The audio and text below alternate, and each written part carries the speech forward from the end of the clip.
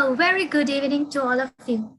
It's a great pleasure to welcome all of you for the first webinar of the Real Engineering 2.0 workshop series organized by the Robotics and Rover Division of the SEDS chapter of Sri Lanka Technological Campus.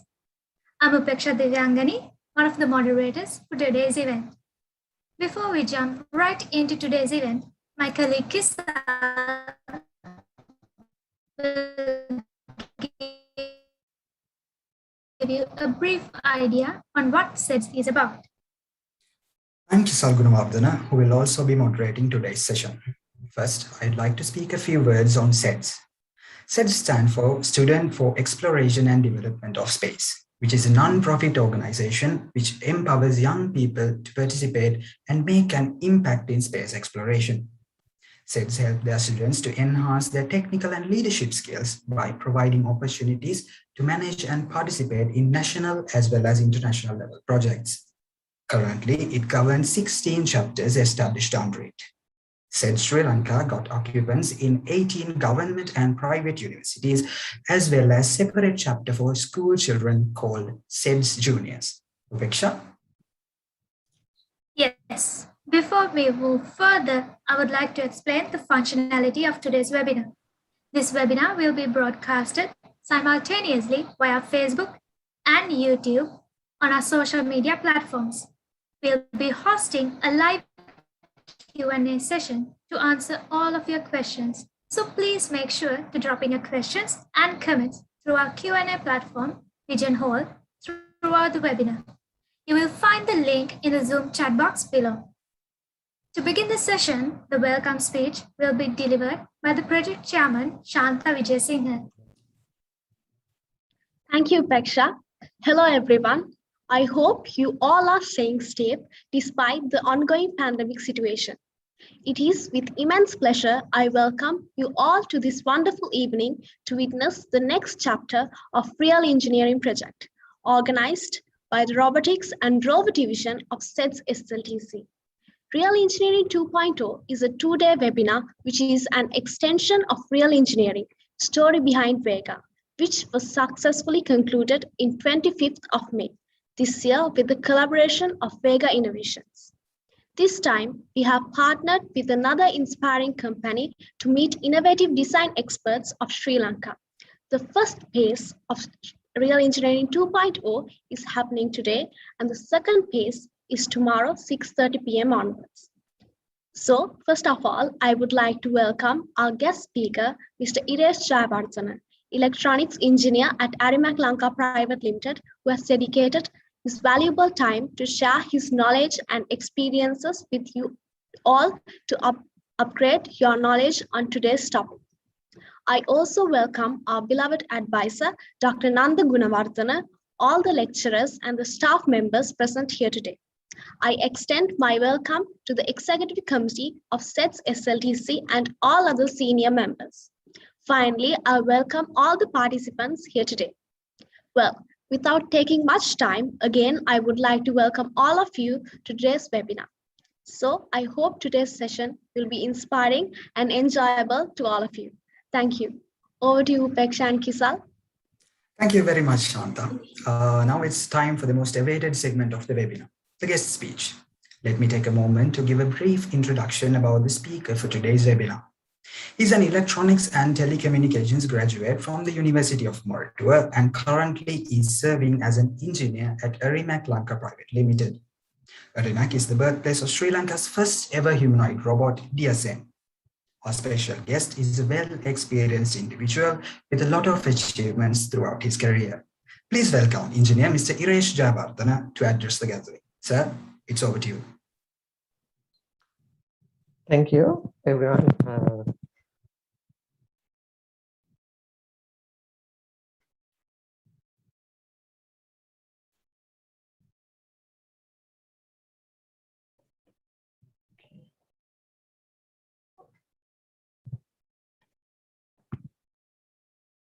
Okay, I hope you can see my screen. So today I'm going to talk about the topic embedded systems. So I prepared this session for the very beginners who don't know nothing about embedded system, as well as I have added some new trends and complicated topics at the end of this session. So for the people who are already engaged in this topic. So let's move forward. So what is an embedded system? An embedded system is a combination of a system with some sensors connected to some logic unit and some memory and some outputs. So you have been using these kind of things in all in the modern technological things like uh, consumer electronics, vehicles, and even in the space rovers and the things used in space expedition. So I have included some definition for an embedded system. So it says a combination of a computer processor, computer memory, input, output, filter devices to do a dedicated function on a large mechanical or electronic system. So these things are vastly spread out through the modern world. So it is essential for someone who is planning to have a career on the field of technology to be aware of these kind of systems. So I will give a brief introduction like this.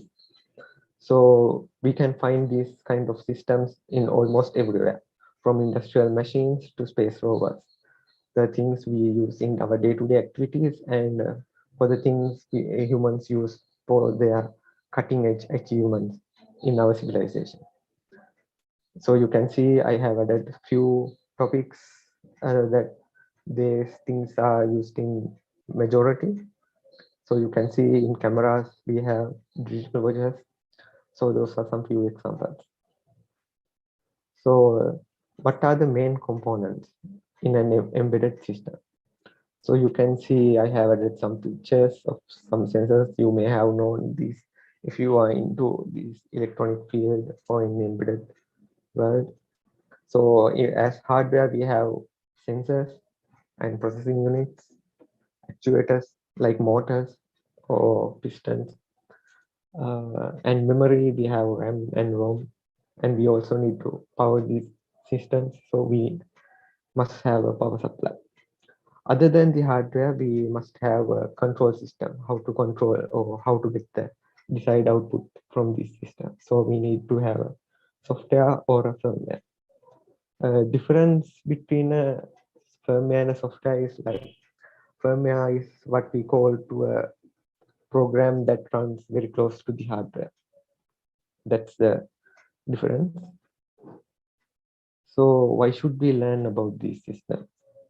So there are some market projections that in 2025 the market will be expanded to around 120 billion USDs of these embedded systems. So this is a vastly growing field.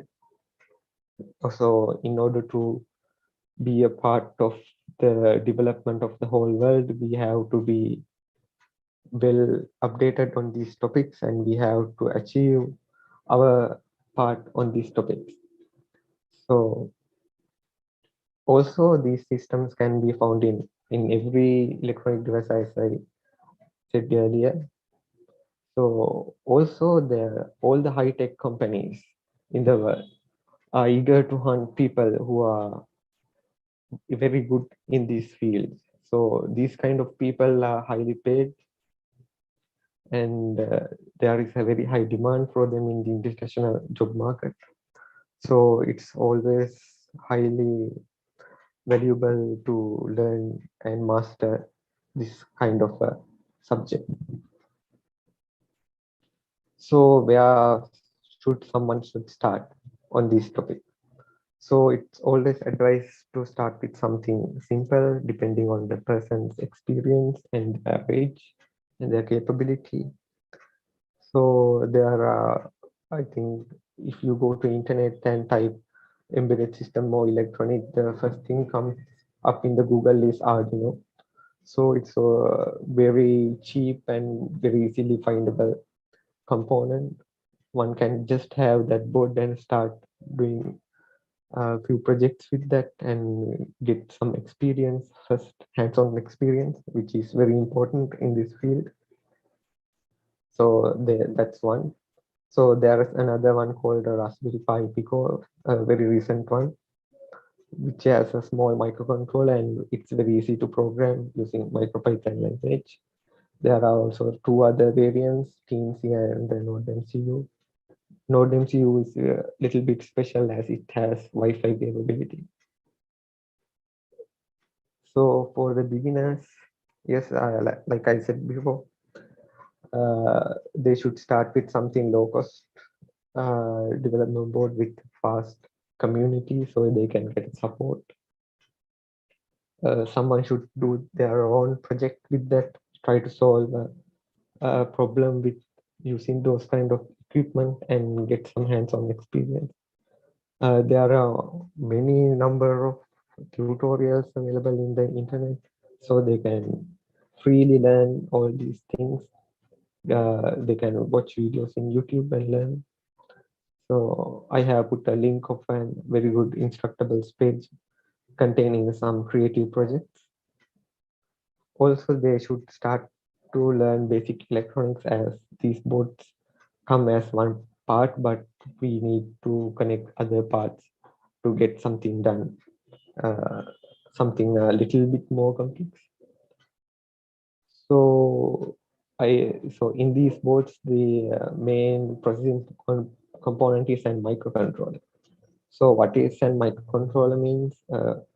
Small computer chip that has an embedded memory, a processor, a RAM, and some peripherals for inputs and outputs. So that is a very simple definition for a microcontroller. So all these boards consist several microcontrollers. So as an example, I have mentioned 4 here. Some easily, it's very easy to purchase one of these, even in Sri Lankan market. So Arduino Uno, it has a very popular chips, 18 mega 328P, 8-bit microcontroller. If you are going for a little bit bigger project, you can use Arduino Mega. It's also a 8-bit microcontroller, but it's bigger and with more powerful processor with more peripherals. If you want even more performance, you can go to a 32-bit chip with STM32, which is from a different manufacturer, ST Microelectronics. And you can program it with Arduino or STM32CubeOID. So then we have ESP32, some board which is developed for IoT projects. It's also very powerful. So how should one select what they need for their project? So it's always a compromise. So you have to think about how much you are willing to spend on a project and what will be the profit of it and what are the things this system do. So you have to contrast and compare all these things before you start a project. So also it's always good to look up how others have done similar projects. So using internet, you can search other people's researches by reading research papers. Likewise, also what are the alternatives? Like if you are choosing one microcontroller to do your project, you have to also think about, can I do this easier with another chip, or are there any cheaper components, or what are the differences and what with other components, and like, so it's always you have to think about cost, the quality, quantity, how much you are making, and the required reliability when doing these kind of a project. So here I will explain some very basic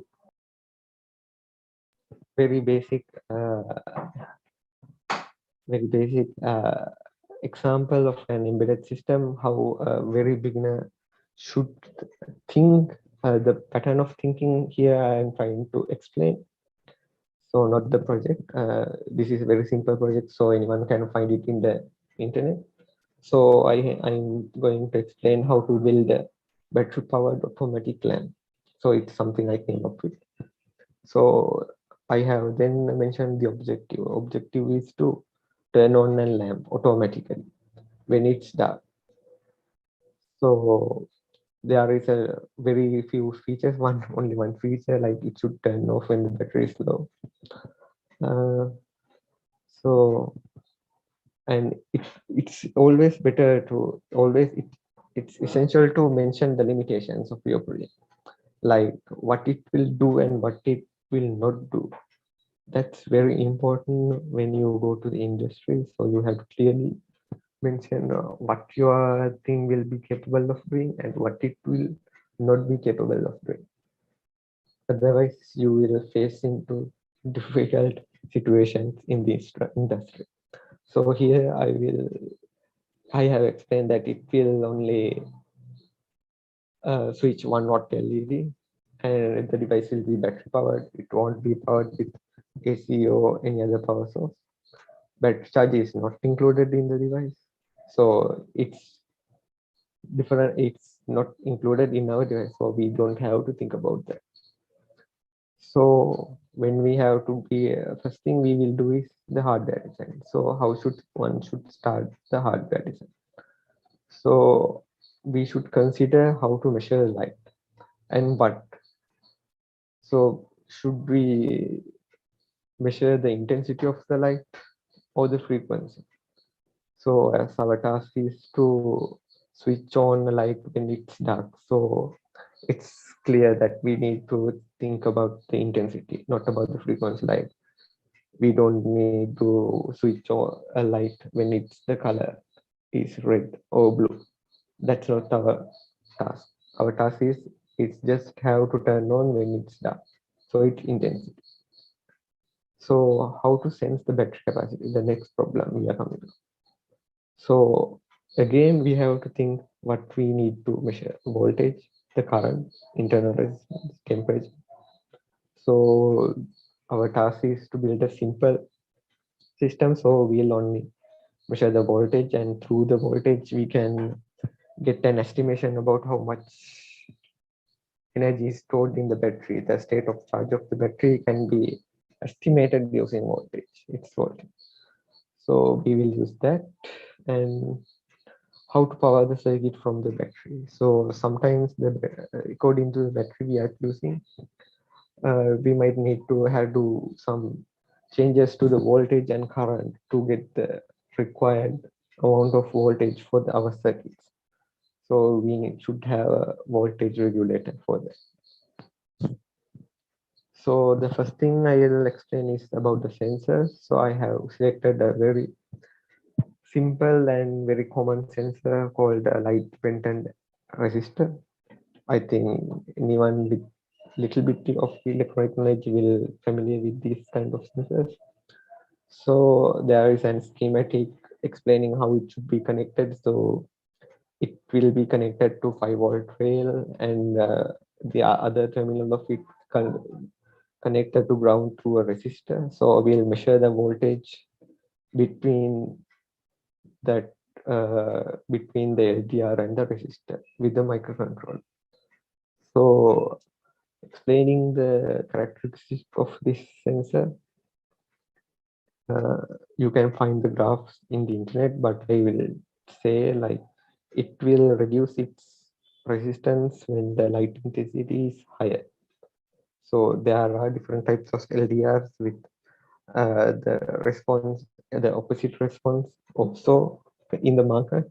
But here I have choose LDR with its resistance reducing when the light intensity is increased. So since it's directly proportional to the light intensity, the resistance, we can use it. We can use it to measure measure and estimate the intensity of the background light using this sensor, but we have a limitation in the microcontroller. It's only capable of measuring voltage, not resistance. So we have to convert the resistance into voltage reading using this circuit. That's why I have to add the resistor. So with the change of resistance, the amount of current flow in the LDR will be changed, and also the current flow through the resistor R2 will also change. So using the Ohm's law, V equals IR, we can get the change of voltage, uh, change of resistance by measuring the voltage. Okay, moving on. The next is to measure the voltage of the battery. So for that also we need this very simple circuit, a voltage divider. So this is used in case that the battery voltage might be higher than the maximum allowed voltage measurement of the MCU. So we have to divide it by a factor of 11. And here's a mathematical combination between the output voltage of this voltage divider and the input voltage. So it's a combination with the values of the two resistors. So you can easily add this, change this equation according to the way you want and get the output voltage over the input voltage of the battery. Next part will be about how to switch and one-not LED. So for those who don't know, a one-not LED is something like this in the picture in the bottom left corner. It's a little bit high-powered LED, and it typically requires a current of 300 milliamps. But a microcontroller is only able can power up to 20 to 50 milliamp load. So we need to something to amplify its output. So I will be using a simple BJT transistor to do this. So it will switch on and off according to the signal to its base given by the microcontroller. So it's a very simple common emitter based circuit. Okay. So next about the microcontroller, we are not going to build our own microcontroller circuit since this is a very beginner project. We'll be using already made an Arduino Uno board. So only thing we need to do is connect each of those circuits to this board. So as you can see, some electronic knowledge is required to do this kind of projects. As in our previous slides, I explained those one should have some knowledge to build those circuits. In electronics, knowledge is required to build those circuits. So this board is more than capable of doing our task. Like it has very much, it has 13 IO pins, input output pins. That's plenty as we only need one. And also it has 5 analog to digital pins. So these are special pins that can be used to measure voltage to the chip, analog voltage, and convert it to digital value using this chip. So there are 5 inputs that are capable of doing that, but we only need 2. So this is more than enough for our project. So the next part will be the firmware. So after putting up all those circuits, one has to write firmware to do the required task. So before writing a firmware, it's always better to draw the architecture of your firmware. So here I have introduced a flowchart. Anyone can have their own method of doing this, but it's always preferable to have the architecture visualized some way. So here I have in the beginning I have set up the MCU's input output pins. So then we have measuring the battery voltage. So if it is below the low voltage setting, then it will go to turn off and stop the system. Else it will measure the intensity. If the intensity is low, it will turn on the lights. Otherwise, it will turn on, and this will be looped in the system. Only it will break when the battery is low. Until that, the system will work in this characteristic. So next, and it is the last step for doing any embedded system or any project. You have to put all the things together. So the important thing is that the things will never work on the first attempt. So you have to carefully debug your system, figure out what has went wrong. So nothing in this world is ideal. So the things will always go wrong. So that's something you should be get ready when you are starting these kind of things. So the first advice is to always try to solve your issues by yourself without getting anyone else help. So you can do experiments on your own and figure out what has went wrong.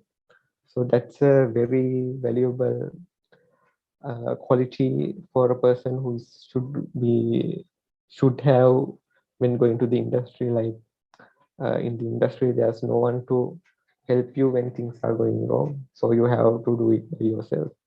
So this is a very good starting point to gain those kind of qualities.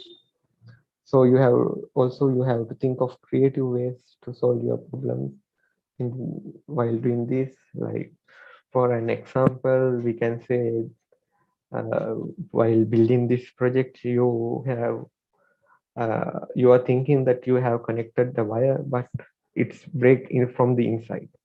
So these kind of things happen, and you don't know, like it's from the outside, the circuit is perfect, but it's not working. All the connections are correct. You have checked them several times, but it's not working.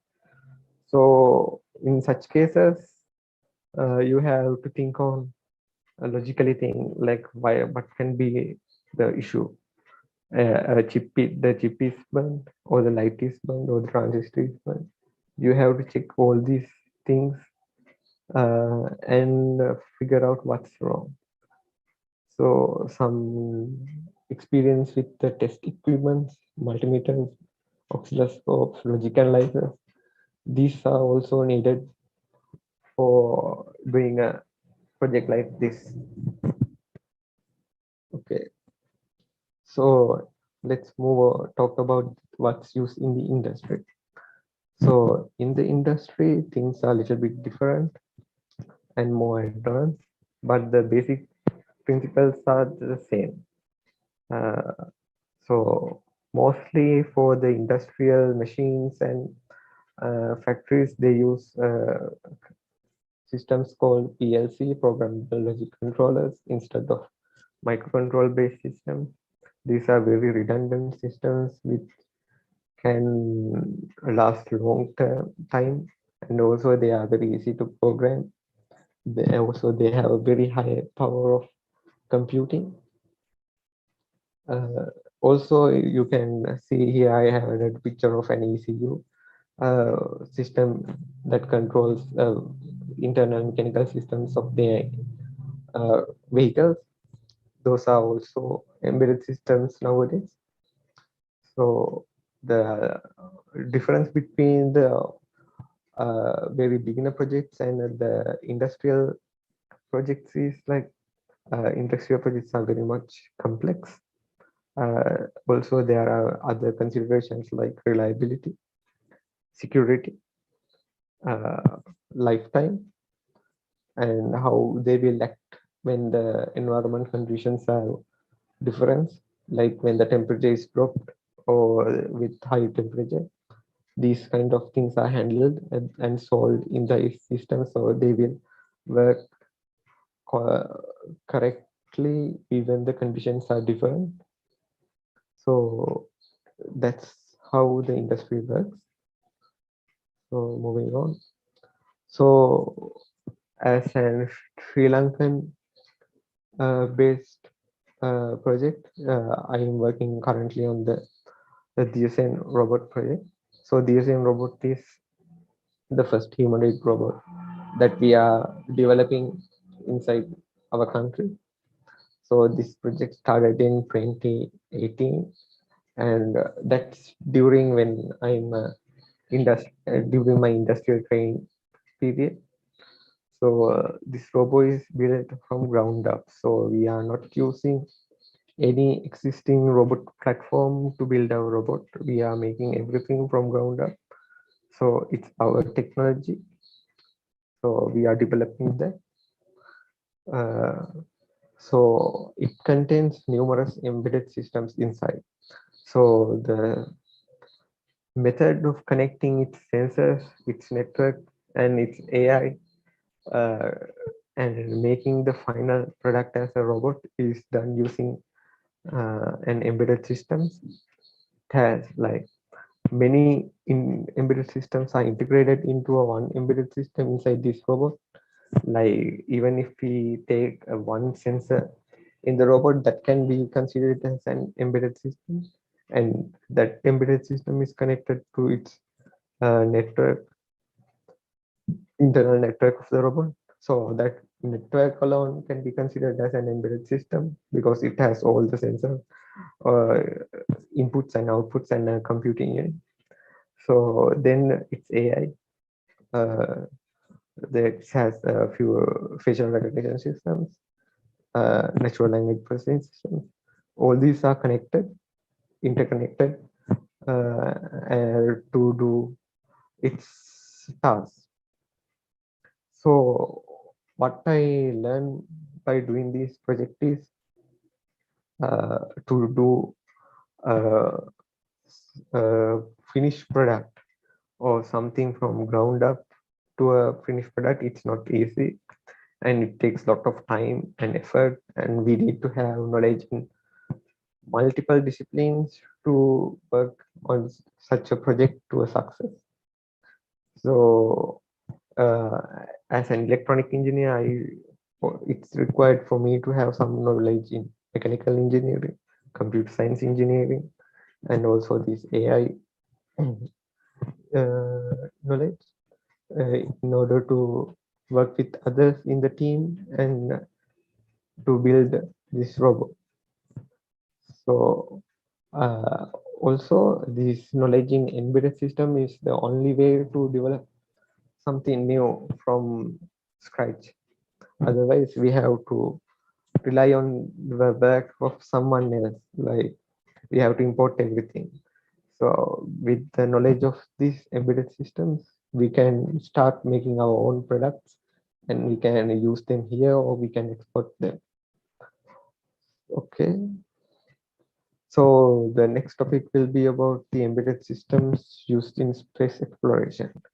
So as you can guess now, or any electronic device can be categorized as an embedded system in some contexts. So all these space exploration robots and equipments are most of the time autonomous. So as due to the timing delay of the control between Earth and the other planets or in the space. So these things are integrated with multiple systems, like it also have an AI, logic controllers, and the internal networks to control each and every part of these robots. So I will discuss some key things to consider when designing embedded systems for the space exploration.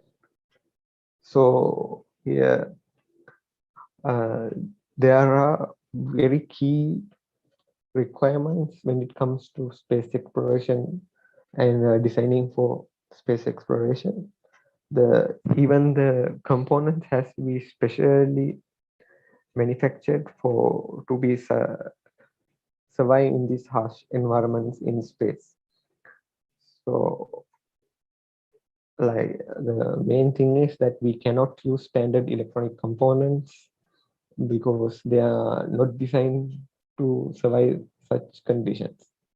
So there are a few recommendations like these things should be radiation hardened, so it should resist to radiation as in the outer space and in other planets. It doesn't have an atmosphere, so it will be always hit by gamma radiation or the charged particles. So those things can affect the internal logics or damage the systems, or it can change its conditions like bit flips. So, these systems should be redundant for such conditions. Also, there's another term called radiation tolerant. So, what the difference between radiation hardened and being radiation tolerant means? Uh, Radiation hardened means that things should be resistant to radiation, and radiation tolerant means even though it get affected by some radiation, there's another system or another component that can handle the change and reward the correct response. Also, while another technique used for this in space exploration is critical parts are specially manufactured for space environment. Not all the components are made in such constraints due to cost limitations, redundancy. So there are multiple systems that can do the same task. So when one system fails, another one can take its place.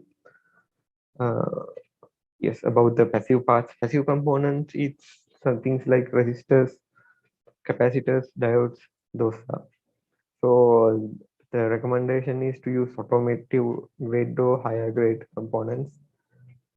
So like slow exposure to radiation will affect all electronics. Also, these circuits obviously should withstand vibration, as during the launch they will go through a very high amount of g-forces and vibrations. Okay. So component selection, yes. So the components should be selected very carefully when it comes to space exploration. Like I have here explained by an example. By if we need to switch a 3.3 volt. So in here, the rule of thumb is to use something much higher, like use something like double the size. We will use an transistor which can switch up to 10 volts. But for the space, we have to go much higher, like 25 volts or 50 volts. So always we have to keep our things very strong and with much higher threshold to failures like that. Also, due to higher reconfigurability feature, FPGAs, field programmable gate arrays, are used instead of microcontrollers in space. Like if someone has done a mistake in the hardware design, if the rover or some spaceship or the telescope is now in space and they figure it out afterwards, there's nothing they can be done. Like if the issue is in the software, they can fix it somehow up to some extent. But if the issue is in the hardware, there's no way of correcting that. So that's why they are using field programmable gateways. These things are in a very simple words, we can say that they are reconfigurable hardware. So these things consist of very high number of gate arrays that can be configurable or programmed. Also, if you are interested in how hardware is designed for the space exploration, there is a good website given by NASA for NASA Electronic Parts and Packaging Program. In there, you can find what are the components they have suggested and recommended to be used in the space exploration and how to use them. Also, they have a special training session So to teach newcomers on these kind of topics. So there are a few useful things I have mentioned here about designing for space exploration. Uh, Also, the division, what are radiation hard electronics? Also, in the background, it's a site called Xilinx. They are a big manufacturer that design components for space exploration, FPGAs. So the next topic is very recently surfaced one, embedded AI. This is a very new topic. Like it's only it has been talking from for about 5 years now, but it's currently emerging in the field. So it's about running small neural networks or deep learning algorithms in embedded systems, like at the edge of our user system. So in this, the like previously, if you want to do some facial recognition, you have to have then camera set up somewhere and get its feed to a computer or a much higher processing unit and do the recognition part or the classification. But in here, we are talking about doing that classification at the camera at the edge. But the processing power of those embedded system will be limited. Like it will be placed in a very small area and powered with a limited amount of power. So it can only do very simple things. So for an example, it can do facial.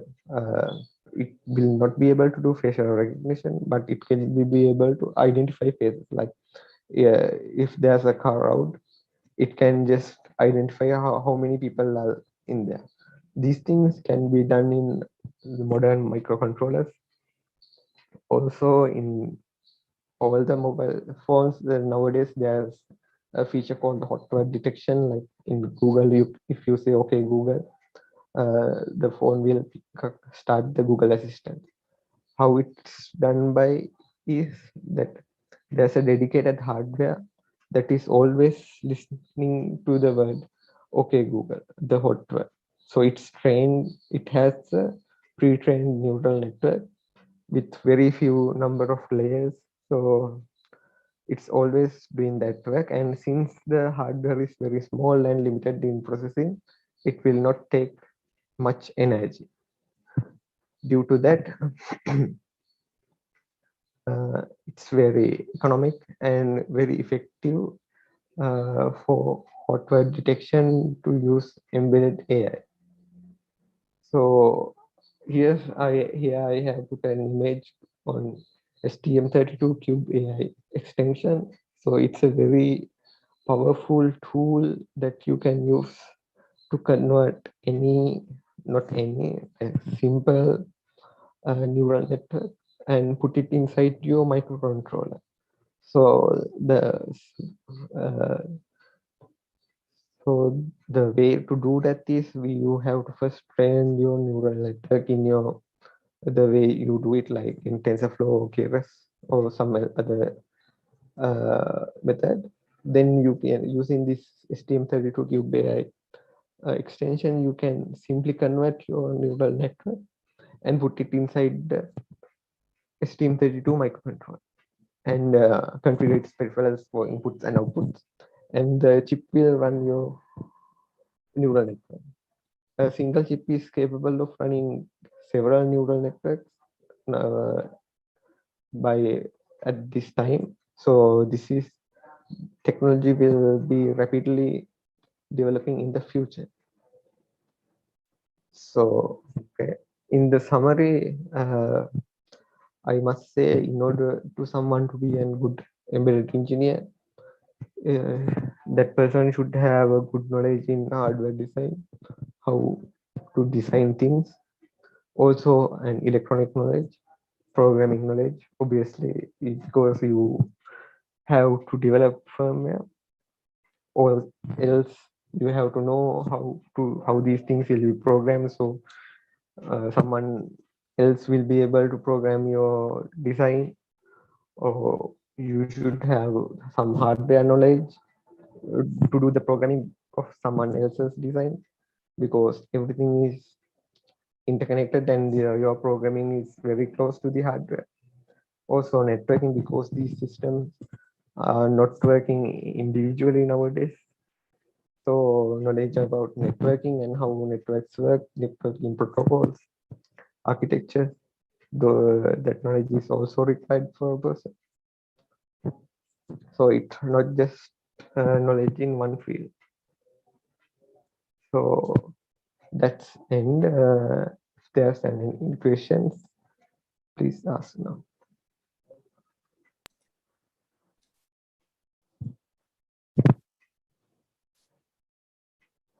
Thank you very much, sir, for sharing your knowledge and experiences with us. I'm certain that this was a very valuable session for all of us, and I'm sure that our audience will have a lot of questions to ask from you. In fact, we have already received some questions from the audience. I would like to remind you that you can use our Q&A platform, Pigeon Hall, to ask your questions. You will find the link in the chat box below. We'll try our best to answer all of them. Now it's time for the Q&A session. Sir, the first question we have got is, what is the usage of Arduino boards in the industry level? In the industry level, it's a good question. We don't usually use Arduino boards, as they are very much limited in processing power, and it doesn't have the required peripherals. Also, after this COVID outbreak, it's very hard to find chips now. As you may know, there's a global chip shortage. So we are only limited our designs with very industrial grade manufacturers like ST, NXP, those kind of manufacturers chips. We don't use Acmel chips. So, and also the Arduino is a lack of debugging capability. These Uno and Mega 8-bit boards. So that's also an issue for the industry. We need the debugging support. If you don't know, like debugging means when we put our code to the chip, if we have the debugging support, we can monitor each and every line of our codes in real time when the chip is running that code. So we can figure out any mistakes we have done in our coding instead of doing printf commands and getting part outputs from our code. So it's very easy and very quick method to fix our issue. So in the industry, that's my answer. There's no much usage in Arduino boards. Thank you, sir. And we have another question. Can you please explain what is interrupt latency and how we can reduce it? Interrupt latency means when interrupt is called, how much time it will take to do its task. So in order to reduce the interrupt latency, one should put a very little amount of processing to the instruction service routine. So you should never use delays inside the instruction interrupt. You should never use very high, very long, how can I say, like any very big codes with loops, like for while loop containing thousands of iterations, those kind of things you should not use inside the interrupt routine. Those are the things. The main advice is like limit what you put inside instruction service routine. Make it short as possible. Put all the heavy tasks to the normal loop. We have another question, sir. How embedded systems are used today's industry? Yes, like I said, in the Diyazen project, we are currently using that, and in almost all the electronic related industries. Like if you take a car will have a ECU, or I'm talking about the general purpose cars, ECU. So it's the electronic control unit. It will get all the sensor information, process it, and send it to actuators. Like actuators inside the car means like door controllers inside the engine, the ignition controllers, the valves, those things. So nowadays in modern cars, everything is controlled using these sensors and electronic systems. So in automobile industry, embedded systems are used. In medical industry, in medical electronics, like all these scanners, all these high technological things you see inside the hospital. For an example, if you take an MRI machine, even the main component inside that is that magnetic image sensor. But afterwards, the data from that image that has to be processed and generate and map, I think a 3D map using those data. So it's an embedded system. Likewise, yeah, in the industry, the opportunities are countless for embedded system. The next question is, apart from Arduino, what are the robust microcontrollers used in the industrial level? Yes, like I said, STM32 for manufactured by ST Microelectronics, NXP for if you are going for automotive, there are a very reputed manufacturer called Renesas. They are the main chip manufacturer for most of these automobile industry. And in the industry, for very rigid purposes, they use again FPGAs, Xilinx, and Altera. And even if you go even above that, they will use microprocessors. So Intel and for mobile applications, they are also, you all know that they use processors, microchips. So manufacturers are like MediaTek, Qualcomm, likewise. So for if you are asking about microcontrollers, my answer is go with something that has support some community support like NXP or ST. And since AVR is acquired by the microchip, so that's one company now. AVR and microchip chips you can still use, but try to go with 32-bit chips if you're using them. Even in microchip nowadays, there are 32-bit chips with debugging support, so you can go for that. And very application specific tasks, like if you are doing some real-time applications, you can use Texas Instruments chips for motor control, power handling.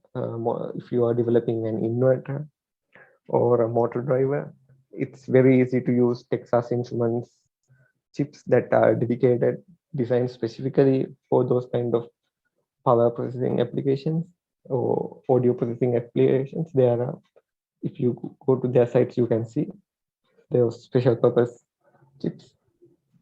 Those are the things used in the industry. Okay, sir. And then we have another question. Can you please give some information about electronics and telecommunication engineering job market? Yes, the job market is growing inside Sri Lanka nowadays. I must accept that there hasn't been rapid growth because of the nature of the country's economy. Like we are still a developing country, and as you know, we are currently struggling with our economy. And the reason for that struggle is that we are exporting everything from outside and we don't have anything to give to our outside by ourselves. So in order to fix that, we can use our knowledge in electronic and telecommunication engineering, and that's what Arimek is trying to do. We are developing our own products for to be sell in the international market, like the Diyazen project. So that's its main objective.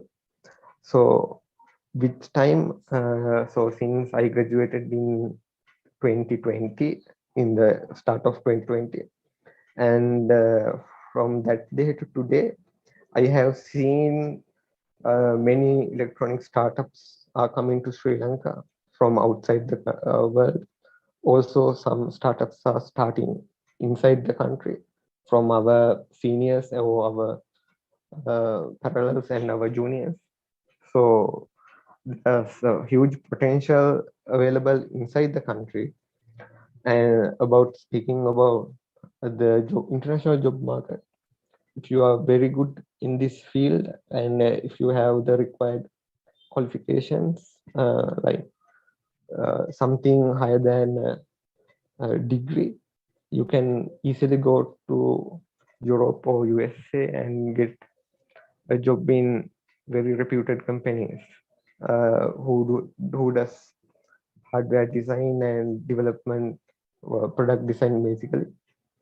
So the opportunities are countless in the international job market.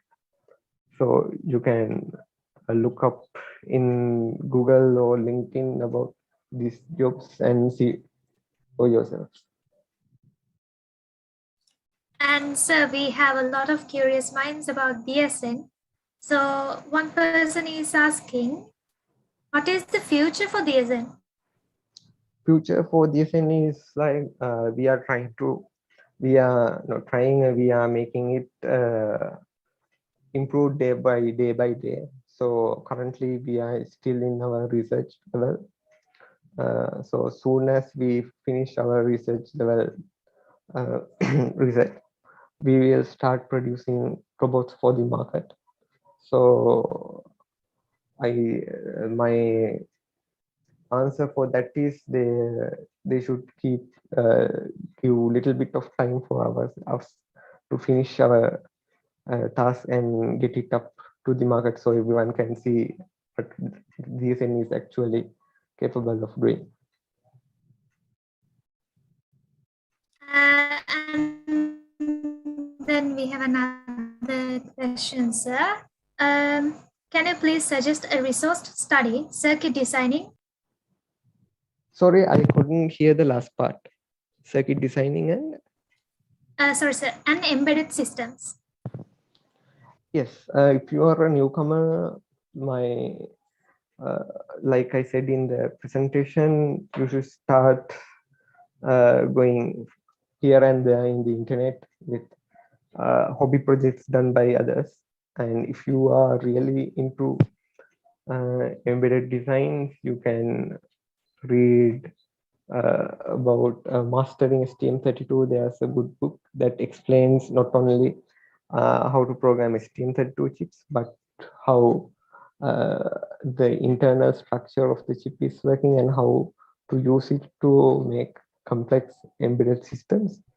And the easiest way is just start your own project, do some research on what can be done using these embedded projects, and get something you like, select something and start building that. So during that process, you will gain all this knowledge required and experience. So when you finish that kind of a big project, you will be having all the experience and expertise needed to successfully complete such a project. So like even if you go to the industry, the first thing at any interview ask from an engineer is what are the projects you have done. So that way you will be able to answer those questions easily. The next question is, when considering the cost, what is the best microcontroller option for a long-term running project?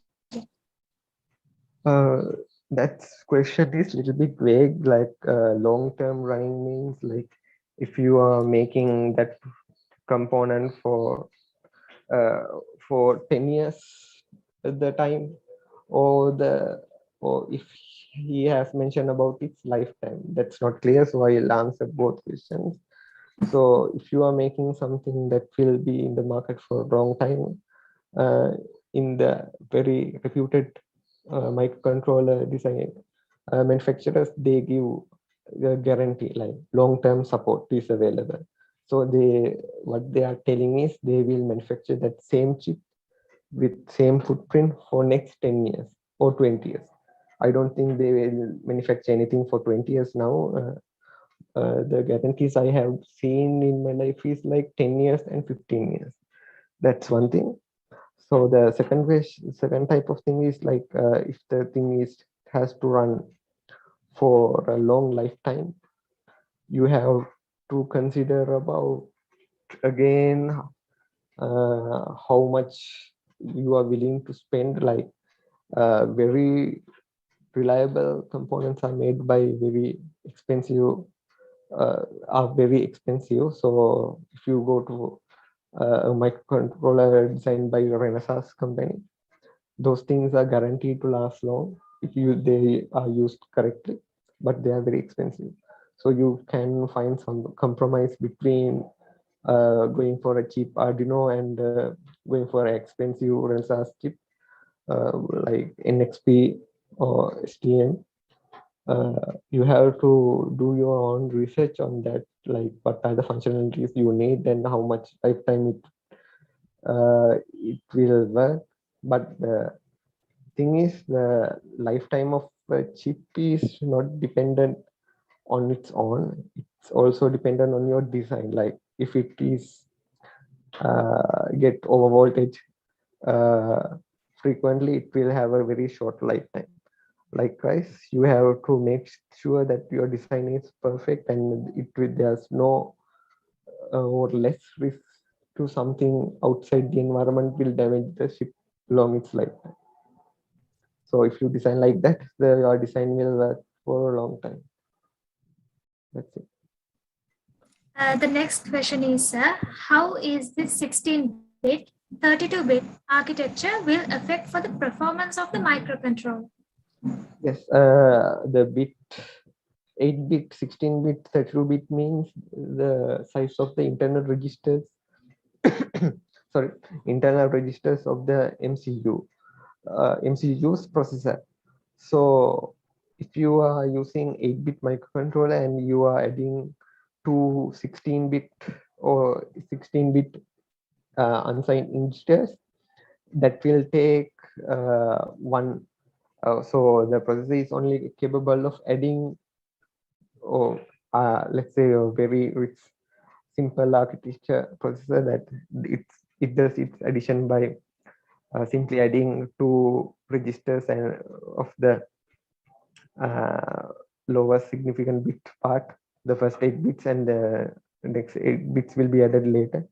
So if the chip is on 8-bit one, it will has to do it at least 2 times, the first 8 bits and the next 8 bits, likewise of these two numbers. But if it's a 16-bit chip and the architecture of the MCU allows it to add 16-bit integer at once, so it can easily do it by one step. So the performance is increased in 16-bit MCU. Same goes to a 32-bit, and then nowadays the trend is with everything is going 32-bit and higher.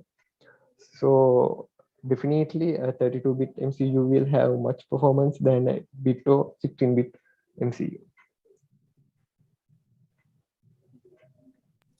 And the follow-up question is PLC, programmable logic circuit, considered as an embedded system? Yes, like those things are just fall into that definition that's available on embedded system. Like it has a memory, It has inputs like sensors and it has outputs like actuators. So it can be considered as an embedded system. Yes. Does every microcontroller can take an analog input? If yes, how? No, the answer is no. Like only way an MCU microcontroller can take an analog input is only if it has an analog to digital converter inside it. So that's a special piece of hardware dedicated for that task. And if a chip has that part inside it, only it can do analog to digital conversions. Not everything, every chip can. Sir, can you explain the difference of a microprocessor and a microcontroller?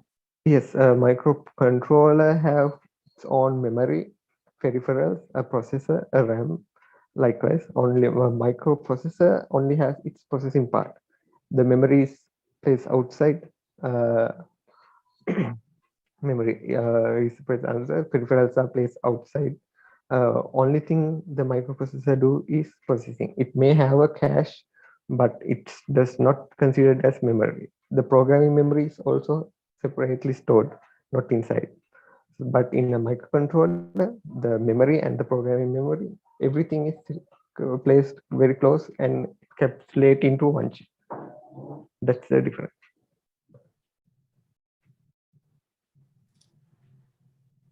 And sir, what are the skills needed to start working in robotics? Yes, first thing is you must have a good background in maths and physics. Second, you should have a good understanding about electronics systems, basic electronics, analog electronics. Then you should have knowledge about filters, signals and systems, transformations, again maths. Then you can go about learn about probabilistic robotics, like how these autonomous navigation and things work, things like that works. And then you can work on the field of robotics. And so there's another curious mind. May I know, rather than in robotic fields, where else can we use embedded systems? Yes, I answered that question earlier, right? Every electronic device can be considered an embedded system nowadays. So we already answered that. And there's another question. So is there a chance that we can see Diyazen robot in the market? Yes, definitely by the mid of next year or at the end of next year. It's still not, I can't say for sure it's competition, but very soon it will be coming to the market. Not here. I'm not sure it will be available in Sri Lankan market, but definitely for international market. Well, thank you, sir. That's all the questions we have for now. Okay. Thank you very much for your curiosity and sending in so many questions. Now, I cordially invite our Assistant Secretary, Heshan Kumarasinghe, to deliver the vote of thanks.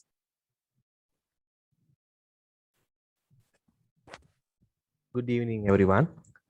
We have come to the end of our wonderful webinar at this moment. I would like to take this time to put my gratitude into words. I especially thank for our guest speaker, Mr. Iresh Jayawardena, who has spent his valuable time with us to share his knowledge and experience with us.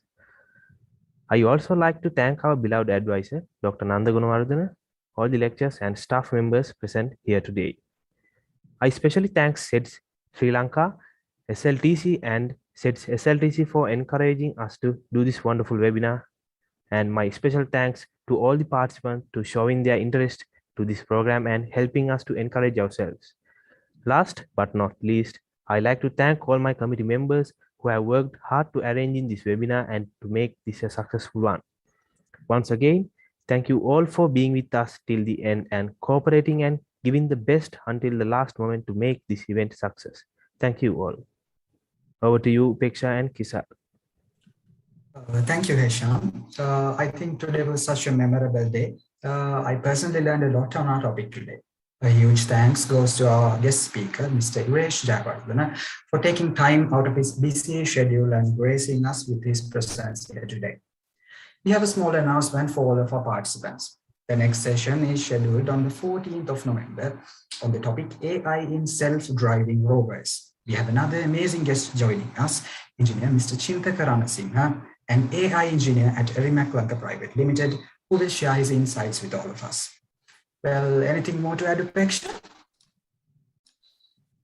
Yes, Kizal, actually. Make sure to join us for the coming webinars and keep your eyes open for more details on tomorrow's webinar, as we will provide you with the latest updates on Real Engineering 2.0 via social media platforms. Now, we would like all of you to switch on your cameras for the group photo.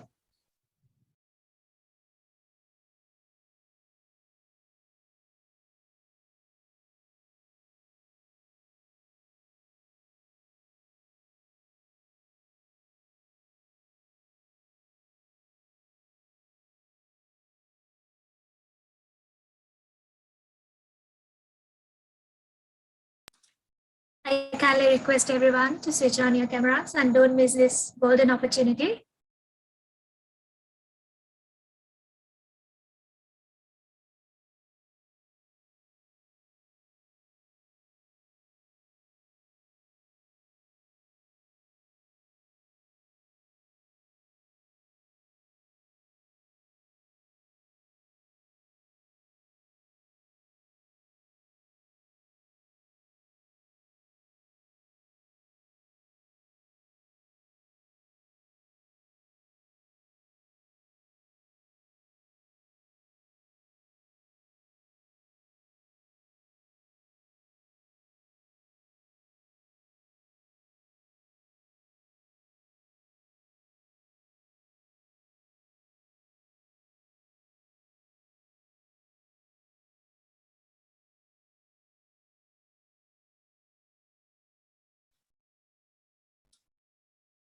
Thank you, everyone.